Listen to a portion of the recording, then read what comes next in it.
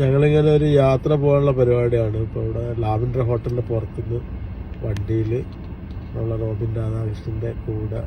Okay, ഇത് നമ്മൾ plan ചെയ്തെടുക്കുന്ന വീഡിയോ ആണ് കേട്ടോ. ഫൈസലൊക്കെ പ്രത്യേകിച്ച് പറഞ്ഞ് നമ്മൾ പ്ലാൻ ചെയ്തെടുക്കുന്നത് ഇങ്ങനെ ഒരു വീഡിയോ നമുക്ക് ചെയ്യണം എന്ന് പറഞ്ഞ് എടുത്ത വീഡിയോ ആണ്. സോ നമ്മളെ കൂടെ വൺ ആൻഡ് ഒള്ളി നമ്മുടെ സെറീന ഉണ്ട്. So Serena big boss season 5 ഇടക്കേറി അലമ്പുണ്ടാക്കിയ ആള്. അതെ അതെ. സോ നമ്മള് നമ്മൾ ഫൈസലക്കയുടെ കൂടെ ഇനോഗ്രേഷന് വേണ്ടി പോവാണ്. സോ നമ്മള് ബീഫർബിന്റെ അല്ലെ. അതെ, അഖിൽ ബ്രോന് വേണ്ടി നമ്മൾ വെയിറ്റ് ചെയ്തിട്ട് അഖിൽ ബ്രോ കുളിക്കാൻ പോയിരിക്കുന്നതാണ് പറഞ്ഞത്. നമ്മൾ അഖിൽ ബ്രോനെ കൊണ്ടേ പോകത്തുള്ളൂ അല്ലേ. അജു ആണെങ്കിൽ പാർലറിലുമാണ്. അജു മുടി വെട്ടാൻ വേണ്ടി പോയിരിക്കുക. ഇനി എപ്പോ എത്തോ എന്തോ. അജു ഈ വീഡിയോ കാണുന്നുണ്ടെങ്കിൽ ദയവേത് വരിക. ഓക്കെ, നമ്മൾ റിപ്പോർട്ട് ചെയ്യുക. ഓക്കെ, ഞങ്ങളൊന്ന് സലൂണിലൊക്കെ പോകണമെന്ന് വിചാരിച്ചു ഞാനും റോബിനും. പക്ഷെ ഞങ്ങൾക്ക് നടന്നില്ല. നിങ്ങൾ അല്ലെങ്കിലും ഗ്ലാമർ അല്ലേ. നമ്മള് നാച്ചുറൽ ലുക്കിലാണുള്ളത്. സലൂണിലൊക്കെ ഗ്ലാമർ അല്ലേന്ന് പറഞ്ഞപ്പോ കണ്ണാടി പറ്റുന്ന. ഓക്കെ, സോ അപ്പൊ എനിക്ക് രണ്ടാമതൊരു ക്വസ്റ്റ്യൻ ചോദിക്കാനുണ്ട്. ദൈവമേ, ഇത് പ്ലാനിലുള്ളതല്ലാട്ടാ. ഇത് പ്ലാനിലുള്ളതല്ലാട്ടാ. വീണ്ടും ഒരു ബിഗ് ബോസിലെ ഒരു ഓപ്പർച്യൂണിറ്റി കിട്ടുകയാണെങ്കിൽ എന്തായിരിക്കും നിങ്ങളുടെ ലെസ്റ്റ് ലെവലിൽ എന്തായിരിക്കും ചിന്തിക്കുക? അങ്ങനെ ഒരു ഇതിപ്പോ മലയാളം ബിഗ് ബോസ് നിങ്ങൾക്ക് ബോളിവുഡിൽ നിന്ന് സൽമാന്റെ കൂടെ ഒരു ഇൻവിറ്റേഷൻ കിട്ടുകയാണെങ്കിൽ എങ്ങനെയായിരിക്കും നിങ്ങൾ പ്ലാൻ ചെയ്യുക? എനിക്ക് ഹിന്ദി അറിഞ്ഞൂടാ. ഞാൻ ഓപ്പണായിട്ട് പറയാം, എനിക്ക് ഹിന്ദി അറിഞ്ഞൂടാ. ഞാൻ അവിടെ പോയ ഒന്നും ചെയ്യാൻ പറ്റൂല എനിക്ക്.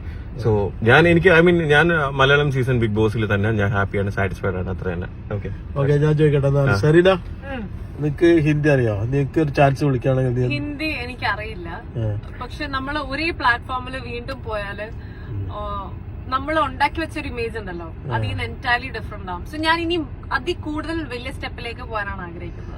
എപ്പോഴും ഇങ്ങനെ ലാഡർ കയറി കയറി പോകണല്ലോ. അപ്പൊ അടുത്ത സ്റ്റെപ്പിലേക്കാണ് ഞാൻ ഉദ്ദേശിക്കുന്നത്. ഒരു സുപ്രഭാതത്തില് നമ്മളെ ബോളിവുഡിൽ നിന്ന് രൺബീർ കപൂർ വിളിക്കാണ്.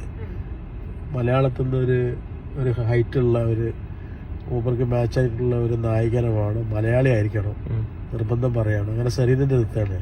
സെറീന ഒരു ഓപ്പർച്യൂണിറ്റി സ്വീകരിക്കുമോ? ഫൈസലിക്കയുടെ നാവ് പൊന്നായിരിക്കട്ടെ. ഒബ്വിയസ്ലി കണ്ണടച്ച് സ്വീകരിക്കും. Who wouldn't want to act with such a brilliant actor? അതെ, ഇത് നമ്മളൊരു ഇന്റർവ്യൂ സെക്ഷൻ ആയിട്ട് അല്ല പ്ലാൻ ചെയ്തത്, പക്ഷെ ഇത് ഇന്റർവ്യൂ സെക്ഷൻ ആയി. എന്തായാലും ഈ വീഡിയോ ഇരിക്കുന്നത് ഇത് എന്തായാലും കട്ട് ചെയ്യാൻ പോണില്ല. ഞാനൊരു ചോദ്യം ചോദിക്കട്ടെ. അതായത് പിന്നെ മലയാളത്തില് കത്രീന കൈഫ് മമ്മൂട്ടിയുടെ നായികയായിട്ട് അവള് വന്ന് അഭിനയിച്ചിട്ടുണ്ട്. വീണ്ടും മലയാള സിനിമയിൽ അവൾക്ക് ഒരു ഇൻവിറ്റേഷൻ കിട്ടി. അപ്പൊ അവള് പറയുന്നത് ബിഗ് ബോസിലെ ആ ഒരു ചുറുചുറുക്കുള്ള റോബിൻ രാധാകൃഷ്ണൻ എനിക്ക് നായകനായിട്ട് വേണമെന്ന് പറയുന്നത്. നിങ്ങൾക്ക് പിന്നെ നിങ്ങൾ കല്യാണം കഴിക്കുന്ന ഫുട്ബോൾ നിങ്ങൾ സമ്മതം ചോദിക്കുക, അല്ല ഡയറക്റ്റ് ഓക്കെ പറയോ? അല്ല, ഒന്നാമത് സിനിമ എന്റെ പാഷൻ ആണെന്നുള്ളത് പുള്ളിക്കാരിക്ക് നന്നായിട്ട് അറിയാം.